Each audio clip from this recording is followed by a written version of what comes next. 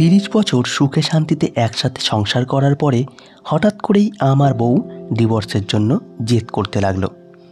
আমি এবং আমাদের ছেলেমেয়েরা তাকে অনেক বুঝিয়েছি, কিন্তু সে ঝগড়াঝাটি করে ডিভোর্স নিয়ে এই বাড়ি ছেড়ে চলে গেল।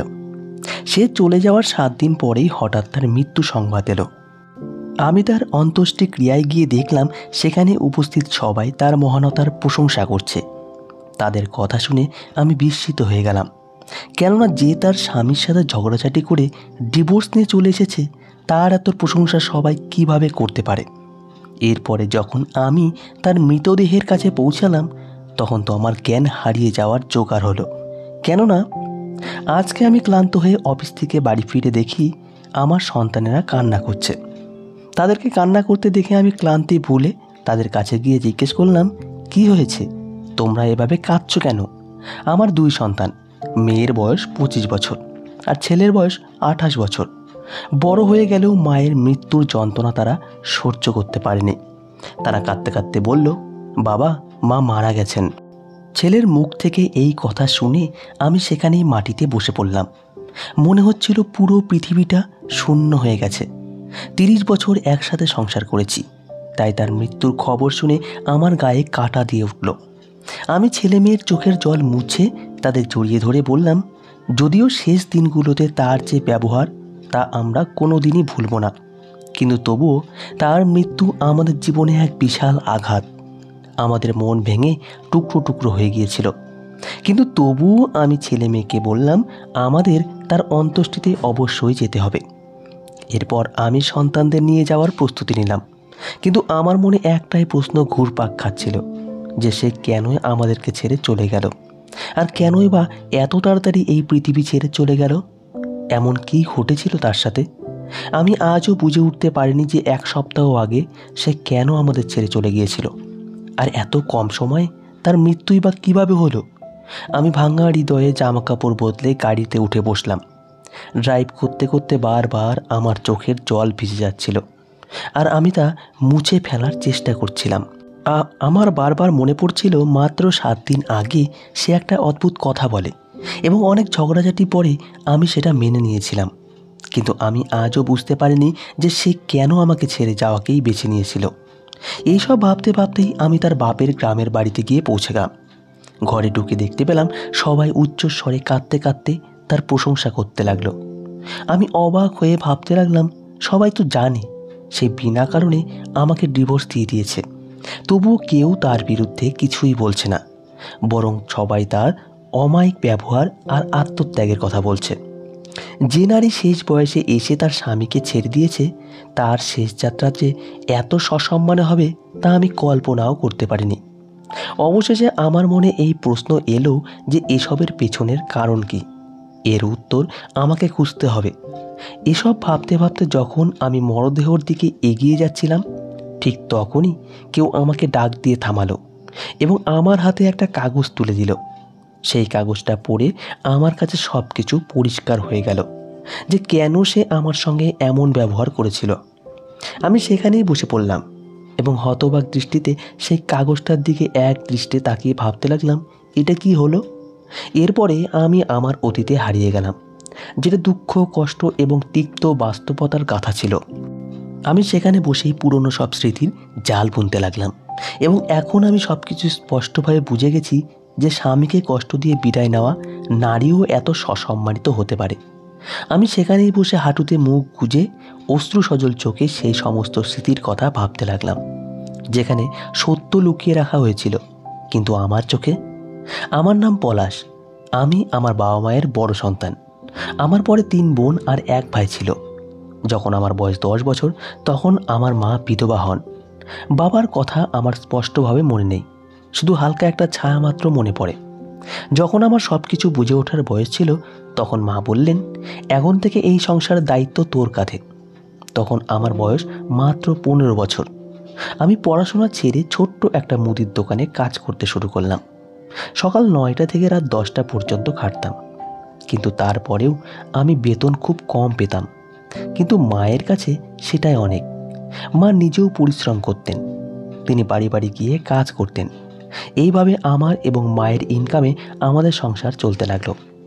কখনো কখনো এমন দিনও আসতো যখন ঘরে একটা চালও থাকতো না, কিন্তু মা আমাকে ধৈর্য ধরতে শিখিয়েছেন এবং সেই দুঃসময়ও কোনোভাবে কেটে গেল। কয়েক বছর কাজ করার পরে দোকানের মালিক বুঝলেন আমি সৎ ও পরিশ্রমী ছেলে, তাই তিনি আমাকে তার বড় দোকানে পাঠালেন এবং আমার বেতনও বাড়িয়ে দিলেন।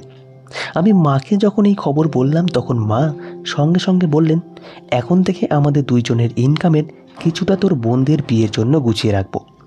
যদিও আমার বয়স তখন মাত্র 15 বছর, কিন্তু পরিস্থিতির চাপে আমি সময়ের আগে বড় হয়ে গেলাম। আমি সব কিছু বুঝতে শিখে গেলাম। দিনরাত কঠোর পরিশ্রম করার পরে আমরা এক বোনের বিয়ের মতো যৌতুক জোগাড় করতে পারলাম এবং তার জন্য একটা ভালো প্রস্তাব এলে আমরা তার বিয়ে দিয়ে দিলাম। এটা ছিল আমার জীবনের প্রথম সাফল্য। এরপরে আমার পড়াশোনার প্রতি ঝোঁক জন্মালো, তাই আমি আবার পড়াশোনা শুরু করলাম। আমি সারাদিন কাজ করতাম এবং রাতে অবসর সময়ে পড়তাম। আমি আমার ছোট ভাইকেও পড়াশোনার জন্য উৎসাহ দিতাম। টানা 4 বছর কঠোর পরিশ্রম ও সংগ্রামের পরে আমি উচ্চ মাধ্যমিক পাশ করে ITI কলেজে ভর্তি হলাম। এই 4 বছর ছিল আমার জীবনের সবচেয়ে কঠিন সময়গুলোর মধ্যে একটা। এরপর আমি পড়াশোনার জন্য আরও বেশি পরিশ্রম করলাম এবং ভালো নম্বর পেয়ে পাশ করলাম। এরপরে একটা ভালো কোম্পানিতে চাকরি পেয়ে গেলাম। এখানে আগের থেকে অনেক বেশি বেতন পেতাম। এই কোম্পানিতে আমি নতুন উদ্যমে পরিশ্রম শুরু করলাম এবং কিছুদিনের মধ্যেই আমার দ্বিতীয় বোনের জন্য একটা বিয়ের প্রস্তাব এলে আমি তার বিয়েও দিয়ে দিলাম। এভাবেই আমার দ্বিতীয় বোনেরও বিয়ে হয়ে গেল। এরপর একদিন মা আমাকে কাছে ডেকে বললেন, বাবা, তোর বাবার মৃত্যুর পর থেকে তুই একটানা পরিশ্রম করে যাচ্ছিস। তুই তোর 2 বোনের বিয়েও দিয়ে দিয়েছিস, তাই এখন আমি তোর বিয়ে দিতে চাই। মায়ের কথা শুনে আমি তার হাত নিজের হাতের মধ্যে নিয়ে বললাম, মা, আগে আমি আমার আরেকটা বোনের বিয়ে দিয়ে নিই, তারপর নিজের কথা ভাববো। কি জানি বিয়ের পরে কি হয়। যদি আমার স্ত্রী এসে আমার মন বদলে দেয় তখন তুমি কি করবে? এই কথা আমি মজা করে বললাম, কিন্তু মা বলল, আমার ছেলের ওপর আমার পুরো ভরসা আছে, সে কখনোই এমন কিছু করতে পারবে না। মায়ের কথা শুনে আমি হেসে ফেললাম। দিন কাটতে লাগলো আর 3 বছর পরে আমার ছোট বোনেরও বিয়ে হয়ে গেল। এরপরে মা বলল, এখন তুই তোর 3টি দায়িত্ব থেকেই মুক্ত হয়ে গেছিস, তাই এখন আমি তোর জন্য পাত্রী খোঁজা শুরু করব। তখন আমার বয়স 30 বছর। মা আমার জন্য পাত্রী খুঁজতে লাগলেন এবং এভাবেই বিনা আমার জীবনে এলো। বিনা আসার পর আমার জীবন পুরোপুরি বদলে গেল। আমি ওকে খুব ভালোবাসতে লাগলাম। ও নিজেও খুব স্নেহশীলা এবং সকলের মন জয় করতে পারত। ও আসার পরই বাড়ির সমস্ত দায়িত্ব নিজের কাঁধে তুলে নিল এবং মাকে বিশ্রাম নিতে দিল। আগে মা লোকের বাড়িতে কাজ করতে যেতেন, কিন্তু এখন তার বয়স অনেক হয়ে গিয়েছে, তাই বিনা তাকে নিশ্চিন্তে বিশ্রাম নিতে দিলেন। বিনা শিক্ষিত মেয়ে, ও সব কাজই সুন্দরভাবে সামলাতে জানত। আমিও নিশ্চিন্ত মনে সংসারের দায়িত্ব বিনার হাতে সঁপে দিয়ে কাজে বেরিয়ে পড়তাম। মা এখন বিশ্রাম করতেন আর আমার ছোট ভাই পড়াশোনা করছিল। ওর পড়াশোনার সমস্ত খরচ আমি বহন করতাম। বিনা সত্যিই ধৈর্য ও সহনশীলতার এক অন্যান্য উদাহরণ। ওর আগমনে আমাদের জীবন সম্পূর্ণভাবে বদলে গেল। কিন্তু বিয়ের মাত্র 3 মাস পরেই অফিসে হঠাৎ করে আমার ওপর দুর্নীতির অভিযোগ উঠে গেল আর আমি আমার এই সুন্দর চাকরিটা হারালাম। আবার আমাকে শূন্য থেকে শুরু করতে হবে ভেবে আমি ভেঙে পড়েছিলাম। কিন্তু তখন বিনা আমার কাঁধে হাত রাখলো আর বলল, দায়িত্ব ভাগ করে নেওয়ার জন্য আমার কাজটাও তো আছে। আমি ভালো সেলাই করতে পারি, আমরা দুজনে মিলে সংসার চালাবো। মায়ের বয়স হয়ে গিয়েছিল, তাই তার কাছে সাহায্য চাওয়াটা ঠিক হতো না। আবার আমার ভাইও তখন ছোট আর পড়াশোনায় ব্যস্ত। এমন অবস্থায় বিনাই আমার সাহস বাড়ালো এবং আমাকে ভেতর থেকে উদ্বুদ্ধ করলো। বিনা ভোরবেলায় উঠে বাড়ির সব কাজ করত, এরপর সেলাইয়ের কাজ করত। আমি অবশ্য আরেকটা চাকরি পেয়ে গেলাম, কিন্তু বেতন আগের চাকরির তুলনায় অনেক কম ছিল। সংসারে টানাটানি অবশ্যই ছিল, কিন্তু বিনার সাহস এবং ভালোবাসা আমাকে এতটা শক্ত করলো যে আমি এই কঠিন সময় থেকেও বেরিয়ে আসতে পারলাম। প্রায় 3 বছর ধরে এমনই চলতে থাকলো। এই সমস্ত সমস্যার কারণে আমরা তো ভুলেই গিয়েছিলাম যে এখনও পর্যন্ত আমাদের কোনো সন্তান হয়নি। এরই মাঝে হঠাৎ একদিন বাবার এক পুরনো বন্ধু এলেন এবং তিনি আমাকে দেখে বুকে জড়িয়ে ধরে বললেন, যখন তুমি খুব ছোট ছিলে তখন তোমার বাবা আমাকে বললে আমি তাকে বলেছিলাম সুযোগ এলে আমি তোমাকে আমার অফিসে একটা চাকরি দেব। এখন সেই কথা রাখার সময় এসে গেছে। এরপরে তিনি আমাকে একটি ঠিকানা দিলেন। আমি পরের দিন সেখানে গেলে তিনি আমাকে খুব যত্নের সাথে গ্রহণ করলেন। আমার মনে হচ্ছিল যেন আমি নিজের কোনো অফিসে ঢুকছি। বাবার বন্ধু সমীর আঙ্কেল আমাকে তার কোম্পানিতে ম্যানেজার পদে নিয়োগ দিলেন এবং সব কাজ বুঝিয়ে দিলেন। ঠিক সেই বছরই বিনা আমাকে একটা আশ্চর্য সুখবর দিল যে সে মা হতে চলেছে। আমি আনন্দে আত্মহারা হয়ে তার হাত চুমু দিলাম এবং বললাম, তোমাকে আর সেলাইয়ের কাজ করতে হবে না, কারণ এখন ঈশ্বর আমাকে সেই সক্ষমতা দিয়েছেন যে আমার একার ইনকামে এই সংসার সুন্দরভাবে চলবে। 9 মাস পরে আমাদের বাড়িতে প্রথম কোনো সন্তানের জন্ম হলো। আমি ভীষণ খুশি ছিলাম। মাও তার নাতিকে কোলে নিয়ে ভালোবাসায় ভরিয়ে দিল। এখন মায়ের বয়স হয়েছে, তাই তার হাঁটুর ব্যথা লেগেই থাকে। এই কারণে বিনাও বেশি করে তার যত্ন নিতে লাগলো। বিনার এই অভ্যাসটাই আমার সবচেয়ে ভালো লাগতো। কখনো কখনো আমি মাকে বলতাম, মা, হয়তো তোমার আগের জন্মের কোনো পুণ্য ছিল, তাই ভগবান তোমাকে বিনার মতো পুত্রবধূ আর আমাকে এমন ভালো স্ত্রী দিয়েছেন। ভগবান আমার অনেক উপকার করেছেন, যা আমি কোনো দিন শোধ করতে পারবো না। বিনা আমাকে সেই সময়ে ভরসা দিয়েছে যখন আমি মনে মনে একেবারে ভেঙে পড়েছিলাম। যখন মনে হয়েছিল আর কেউ আমার পাশে থাকবে না, তখনই একমাত্র বিনাই ছিল আমার ভরসা। ও ভালো মন্দ সব সময়ে আমার পাশে থেকেছে এবং আমাকে ঠিক ও ভুলের পার্থক্য বুঝতে সাহায্য করেছে। আমার সন্তানদের লালন পালনও সে খুব সুন্দরভাবে করেছে। বিনার গুণের কথা যদি লিখতে বসি তাহলে হয়তো কোনো দিন শেষই হবে না। সে সত্যি একজন অসাধারণ গৃহিণী হিসাবে নিজেকে প্রমাণ করেছে। আমার জীবনে বিনার গুরুত্বের কথা বলে শেষ করা যাবে না। এরপরে ডাক্তার যখন মাকে সম্পূর্ণ বিশ্রামের পরামর্শ দিলেন, তখন বিনা তার সমস্ত দায়িত্ব নিজের কাঁধে তুলে নিল। আমি ওকে বলেওছিলাম যে তোমার সাহায্যের জন্য আমি একজন নার্স রেখে দিই, কিন্তু ও সঙ্গে সঙ্গে না করে বলল, যদি বাড়ির কোনো বয়স্ক মানুষ অসুস্থ হয়ে পড়ে তাহলেও তাকে অপরিচিত লোকের হাতে সঁপে দেওয়া যায় না। এটা তো সেবা করার একটা সুযোগ, যেটা মন থেকে পালন করা উচিত। ওর এই কথা শুনে আমার মন খুশিতে ভরে উঠল। কয়েকদিন পরে জানতে পারলাম বিনা আবার মা হতে চলেছে, কিন্তু ও নিজের সেই খুশিকে এক পাশে সরিয়ে রেখে আমার মায়ের সেবায় নিজেকে নিয়োজিত করল। মা তার শেষ সময়ে বিনাকে আশীর্বাদ করে বলেছিলেন, তুমি নিজের গুণে এই বাড়িটাকে স্বর্গ বানিয়ে দিয়েছ। ভগবান যেন তোমার এই পুণ্যের ফল অবশ্যই দেন। মায়ের এই আশীর্বাদ শুনে আমি কখনো কখনো হেসে ফেলতাম, কিন্তু বিনা আমাকে থামিয়ে দিয়ে বলতো, তুমি হাসছো কেন? বয়স্কদের আশীর্বাদ কাজে লাগে। বিনার প্রতি মায়ের ভালোবাসা এতটাই গভীর ছিল যে শেষ সময়ে সে বিনাকে নিজের কাছ থেকে যেতে দিতে চাইতেন না। আমি ছেলে হয়েও যতটা সেবা তার করতে পারিনি, তার চেয়ে অনেক বেশি সেবা বিনা একজন বউ হিসেবে করেছিল। মা যখন মারা গেলেন তখন সবচেয়ে বেশি আঘাত ওই পেয়েছিল এবং সবচেয়ে বেশি ওই কেঁদেছিল, কারণ মার সঙ্গে ওর গভীর সখ্যতা গড়ে উঠেছিল। এখন বাড়িতে একটা অদ্ভুত নিস্তব্ধতা নেমে এসেছে। বিনা অনেকটা চুপচাপ ও গম্ভীর হয়ে থাকতে লাগলো। আমি ওকে সান্ত্বনা দিতাম এবং বলতাম সব কিছু ঠিক হয়ে যাবে, কিন্তু মায়ের মৃত্যু ওর ওপরে গভীর প্রভাব ফেলেছিল। ঠিক এই সময়েই আমাদের দ্বিতীয় সন্তান জন্মালো। তার আগমনে বিনার মন কিছুটা হালকা হলো। আমি মনে মনে ভগবানকে ধন্যবাদ দিলাম, কারণ বিনা সারাদিন একদম নিঃশব্দে থাকতো, আর এটা ভেতরে ভেতরে আমাকে কষ্ট দিত। মেয়ের আগমনে বিনা ব্যস্ত হয়ে পড়ল। ও আবার পুরো দমে সন্তানদের লালন পালনে মন দিল। দিন কাটতে লাগলো আর আমাদের সন্তানরা বড় হয়ে উঠতে লাগলো। এখন আমি চাকরিতে উন্নতি করে একটা ভালো পদে পৌঁছে গেছি, আর বিনাও এক সচ্ছল গৃহিণী হয়ে উঠল। আমরা সন্তানদের ভালো স্কুলে ভর্তি করালাম। বিনা সব দায়িত্ব একা হাতে সামলাতো। ও আমার জীবনের একজন অসাধারণ সঙ্গিনী হয়ে উঠেছিল, একেবারে একজন আদর্শ স্ত্রী। কিন্তু কিছুদিন থেকে আমি লক্ষ্য করেছি যে বিনা হঠাৎ করে খুব চুপচাপ থাকতে শুরু করেছে। মাঝে মাঝেই আনমনা হয়ে বসে থাকতো আর ওর চোখ জলে ভেসে যেত।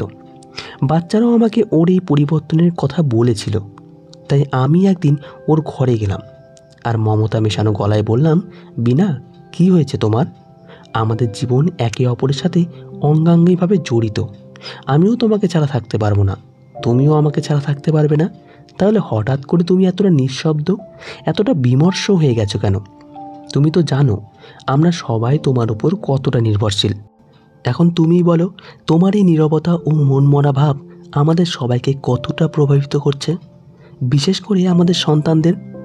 আমার কথা শুনে সে কিছুক্ষণ চুপচাপ আমার মুখের দিকে তাকিয়ে থাকলো। তারপর মাথা নেড়ে একটু হেসে বলল, কিছু না, আমি শুধু এটাই ভাবছিলাম যে আমি যদি না থাকি তবে এই বাড়ি কিভাবে চলবে। আর এই কথা শুনে আমি হতবাক হয়ে গেলাম যে সে এমন কথা কেন বলছে। এরপরে তাকে জিজ্ঞেস করলে সে শুধু এইটুকুই বলল যে সময় এলেই সব জানতে পারবে। আমার মনে হলো ও হয়তো ভেতরে ভেতরে অখুশি। তাই আমি ওকে উত্তর ভারতে ঘুরতে নিয়ে যাওয়ার পরিকল্পনা করলাম।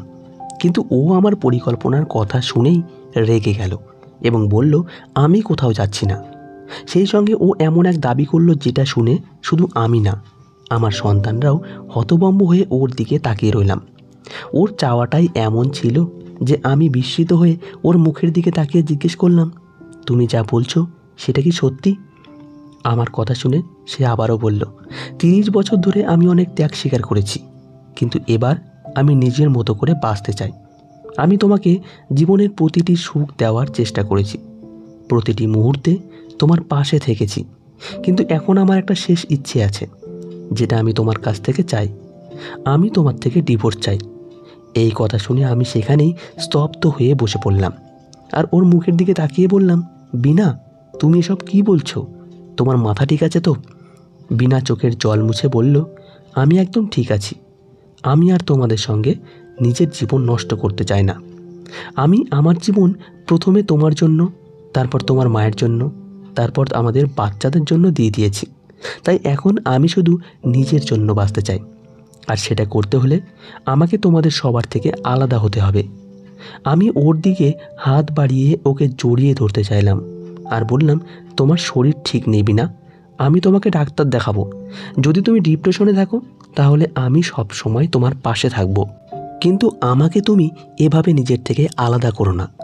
আমাদের সন্তানেরা এখন বড় হয়েছে ঠিকই, কিন্তু মা বাবার প্রয়োজন তো সারা জীবন থাকে।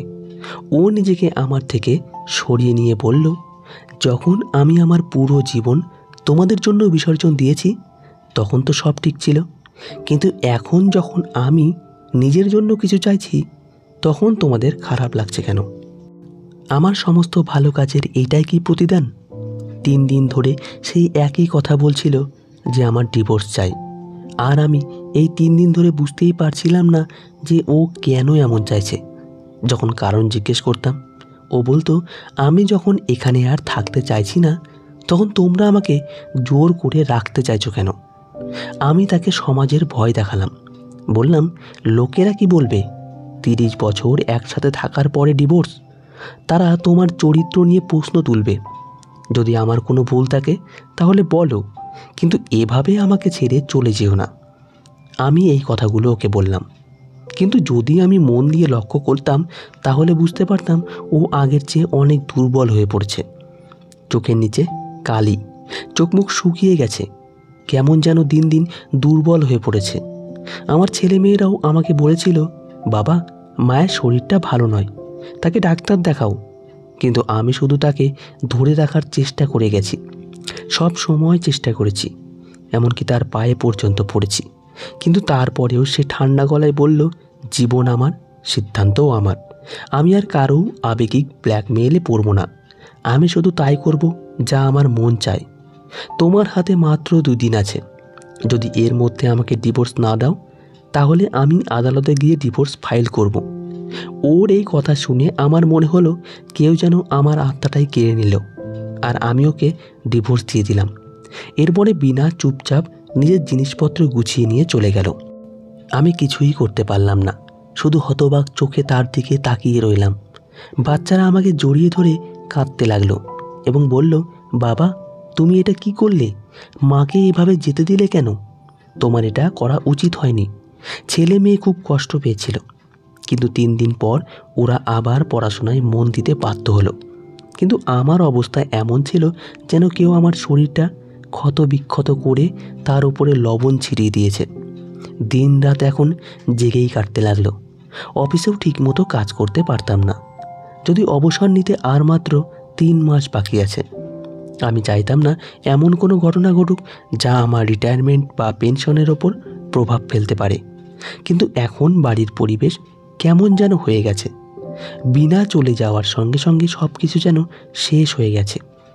আমি ওর পেছনে যাইনি, কেননা ভেবেছিলাম হয়তো একদিন সে নিজের সিদ্ধান্তের জন্য আফসোস করবে। কিন্তু আমি কি জানতাম আফসোস তো আমাকে করতে হবে। একটা সপ্তাহ পরে একদিন অফিস থেকে ক্লান্ত হয়ে বাড়ি ফিরতেই বাচ্চারা আমাকে জড়িয়ে ধরে কাঁদতে কাঁদতে বলল, বাবা, মা আর নেই। এই কথা শোনার সঙ্গে সঙ্গে আমার নিঃশ্বাস যেন বন্ধ হয়ে এলো। এরপরে বাচ্চাদের সঙ্গে নিয়ে আমি দৌড়ে ওর শেষকৃত্যে পৌঁছালাম। কিন্তু সেখানে গিয়ে দেখি সবাই ভগবানের নামে জপ করছে আর ওর প্রশংসা করছে। এসব শুনে আমার মনে একটা সন্দেহ জাগলো যে এটা কিভাবে সম্ভব। যে স্ত্রী তার স্বামীকে অবহেলা করে তার প্রশংসা সবাই কিভাবে করছে। যাই হোক, এরপরে আমি বিনাকে শেষবারের মতো দেখতে এগিয়ে গেলাম। ঠিক তখনই ওর বৌদি আমার হাতে একটা কাগজ ধরিয়ে দিল। আমি চোখ তুলে বিনার মুখের দিকে তাকালাম। ওর মুখটা খুবই শান্ত লাগছিল। এরপরে আমি সেই কাগজটা খুলে পড়তে শুরু করলাম। তাতে লেখা ছিল, আমার প্রিয় স্বামী, জীবনে এক নির্মম সত্য আজ আমি জানতে পেরেছি। এটা এমন একটা সত্য যেটা চাইলেও অস্বীকার করতে পারছি না। ডাক্তার আমাকে এমন একটি রোগের কথা বলেছে যা ভাইরাসের মতো ছড়ায় এবং মানুষের শরীরকে ভয়াবহভাবে প্রভাবিত করে। এই রোগের প্রতি 100 জনে 1 জন বাঁচতে পারে, আর যাকে হয় তার পুরো পরিবারও আক্রান্ত হতে পারে। এই রোগের কথা জানার পরই আমি ইচ্ছাকৃতভাবে তোমার সঙ্গে ঝগড়া শুরু করি, যেন নিজেকে তোমার থেকে আলাদা করতে পারি। তুমি এবং আমার সন্তানরা আমার প্রাণের চেয়েও প্রিয়। শুধু এই রোগটার জন্যই আমাকে আলাদা হতে হয়েছে। এই রোগের কোনো চিকিৎসা এখনও পৃথিবীতে নেই। এই রোগে প্রথমে মানুষের ত্বক ফোকসা পড়ে, তারপর মাংস পচে যায় এবং অন্যদের মাঝেও সংক্রমিত হয়। এই কারণেই আমি তোমার কাছ থেকে ডিভোর্স চেয়েছিলাম এবং এখানে বাবার গ্রামের এই নির্জন বাড়িতে একা থাকতে শুরু করি। আমার বিশ্বাস আমার মৃত্যুর পর এই চিঠি তোমার হাতে পড়বে। আমাকে ক্ষমা করে দিও। আমি তোমাকে যত কষ্ট দিয়েছি তার থেকে বেশি কষ্ট আমি নিজে পেয়েছি। তোমাকে ছেড়ে এসেছি আজ 3য় দিন। ভাঙা হৃদয়ে আজ আমি এই চিঠিটা লিখছি। আশা করি এটা তোমার কাছে পৌঁছাবে আর তুমি আমাকে ক্ষমা করে দেবে। এই সমস্ত কথা পড়েই আমি জোরে জোরে কাঁদতে লাগলাম। আমার কান্নার শব্দে চারপাশের মানুষ জড়ো হয়ে গেল আর তারা আমাকে সান্ত্বনা দিতে লাগলো। আমি যখন বাড়িতে ফিরে আমার সন্তানদের এই পুরো ঘটনা বললাম, তখন তারাও আর নিজেদের ধরে রাখতে পারল না। ফুপিয়ে কেঁদে উঠল আর বলল, মা আমাদের জীবন বাঁচাতে নিজেকে আমাদের থেকে আলাদা করে নিলেন। তিনি আমাদের সেবা করারও সুযোগ দিলেন না, আমাদের জন্য নিজের জীবন বিসর্জন দিলেন। তিনি যদি আমাদের বলতেন তাহলে তো আমরা তার চিকিৎসার ব্যবস্থা করতে পারতাম। এখন আমি উপলব্ধি করতে পারলাম যে বিনা আমাদের রাগিয়ে চলে গিয়েছিল শুধুমাত্র আমাদের বাঁচাতে। এই উপকারের জন্যই আশা করি ভগবান তাকে স্বর্গে সুখে শান্তিতে রাখবেন। এখন আমি প্রতিদিন ফুল নিয়ে তার কবরের কাছে যাই, তার সঙ্গে কথা বলি আর বলি, তুমি হয়তো আজ দুনিয়ায় নেই, কিন্তু তোমার অভাব মৃত্যু অবধি অনুভব করব এবং আমি প্রার্থনা করি মৃত্যুর পরে যেন তোমার কাছে যেতে পারি। এখন আমি জীবনের সব দায়িত্ব পালন করে শুধু মৃত্যুর অপেক্ষায় বসে আছি। এখন শুধু অপেক্ষা করছি সেই বিনার কাছে যাওয়ার, যে আমাদের জন্য নিজের জীবন উৎসর্গ করে দিয়েছে কিন্তু আমাদের কখনো বুঝতেও দেয়নি। এখন আমি বুঝতে পেরেছি সত্যিকারের ভালোবাসা নিঃস্বার্থ হয়, প্রিয়জনদের মঙ্গলের জন্য সমস্ত ত্যাগ স্বীকার করতে প্রস্তুত থাকে। সময় থাকতে আমাদের সকলের ত্যাগ আর ভালোবাসা বুঝতে শেখা উচিত, কারণ আমরা প্রায়ই আপনজনের আবেগ আর কষ্ট কেবল তখনই বুঝি যখন তারা আর আমাদের সঙ্গে থাকেন না। তো বন্ধুরা, এই ছিল আজকের গল্প। এই গল্পটা সম্পর্কে আপনার কি মতামত তা জানাতে ভুলবেন না। ধন্যবাদ সবাইকে। ভালো থাকবেন, সুস্থ থাকবেন। আর আপনজনের খেয়াল রাখবেন।